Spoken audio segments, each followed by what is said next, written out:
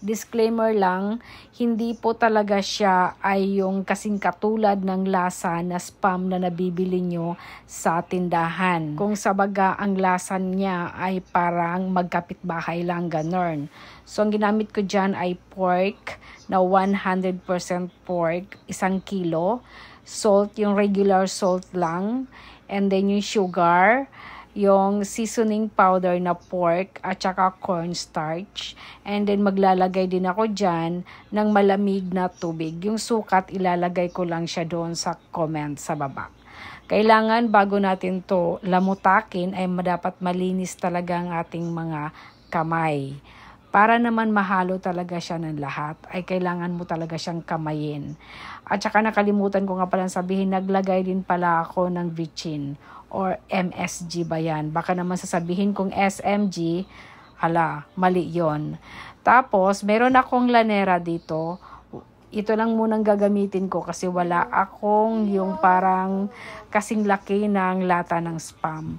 So, ang gagawin ko dyan ay ilalagay ko siya dyan, isasalansan ko siya lahat.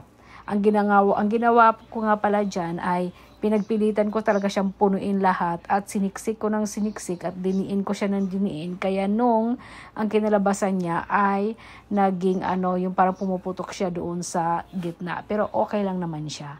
So ayan, ilagay ko yan siya lahat. Tapos i-steam ko yan ng mga 45 minutes. Habang sinalansan ko nga pala yan sa lanera, ay nagpapakulo na ako ng water. So, kailangan makulong-makulo na yung tubig bago nyo ito i-steam.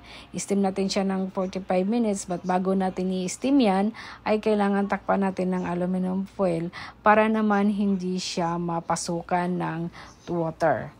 So, ito, ganyan na yung ginagawa ko. Pagkatapos, ito ding isa, takpan din natin, ready na ito para ay ating i-steam. Ulitin ko, hindi ito kasing lasa ng spam na nabibili nyo. Kung gagawa kayo nito or magluluto kayo nito, gumamit na lang kayo ng curing salt. Mas maganda kasi yung curing salt kaysa normal salt. So ito, isaset ko siya ng 45 minutes para talaga ay malaman natin na talagang sure na luto na talaga siya. Ito ay luto niya, kung nakikita nyo mainit, nakikipaglaban pa ako dyan. Tatanggalan ko lang siya ng cover para naman siya ay madaling lumamig.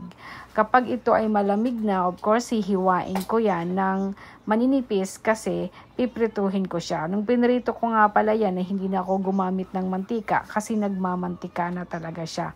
At marami pa siyang nilabas sa mantika. Kung nakikita nyo, pinrito ko na yan, hindi na ako gumamit ng mantika dyan. Nagsariling mantika na yung nilabas niya. So, ito na yon. Tapos, itong natira ay ipi-freezer ko yan. Hiwa-hiwain ko rin. Tapos, balutin ko yan siya lahat. Tapos, ilagay ko sa freezer para kung kakailangan kumain, ay kukuha na lang para prituhin. Ito ipi-freezer ko. Bali, tatlong slice. Ilalagay ko siya sa plastic or sarang wrap. Babalutin ko siya para meron tayong maiimbak na pagkain. So, ganyan lang yung ginagawa ko. Naka-slice na at ilalagay ko siya sa freezer.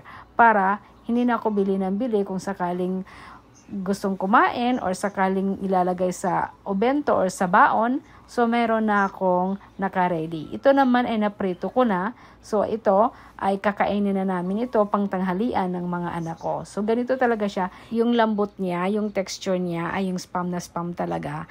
Pero yung lasa ay hindi siya katulad sa spam. Paulit-ulit ako. Pero magkalapit lang sila. Thank you!